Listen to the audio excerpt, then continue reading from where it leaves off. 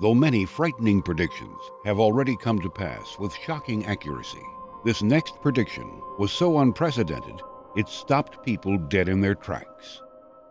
The team began seeing essentially a mutation of a fungi, a mold, and the damage would start in Africa, and then the spores would be carried all the way across the Atlantic by the winds and land in South America, where it began to do damage there, and that this blight, these spores would move north, eventually into North America and show up there. That was a very serious threat to grasses, wheat, rice, corn, rye.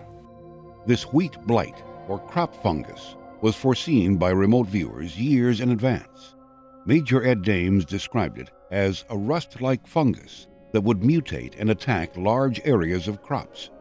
Ed Dames predicted that this fungus would originate in Africa and devastate food supplies, eventually spreading to the United States. At the time, the idea of a killer rust fungus sounded absurd.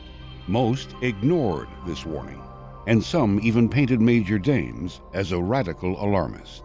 Until one day in 2007. When I read this, as I said on the air, Ed, it stopped me cold in my tracks. Spores that begin in Africa, spread around the world. That sounds an awful lot like what you said. The spores of which a fungal pathogen would begin in Africa and then migrate. I can't overemphasize the danger of this particular mutant. We said that it would be a mutation. That is what you said, and it is a mutation. The wheat blight had struck.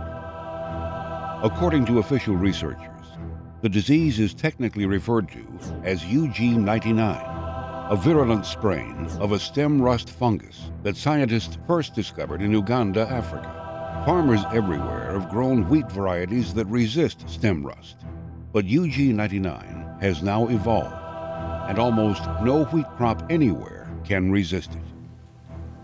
According to remote viewers, this fungus will continue to spread, and is yet another indication that humanity was indeed heading towards a grim and horrific future. This crop fungus is in fact spreading, and has directly contributed to the increase in global wheat and food prices.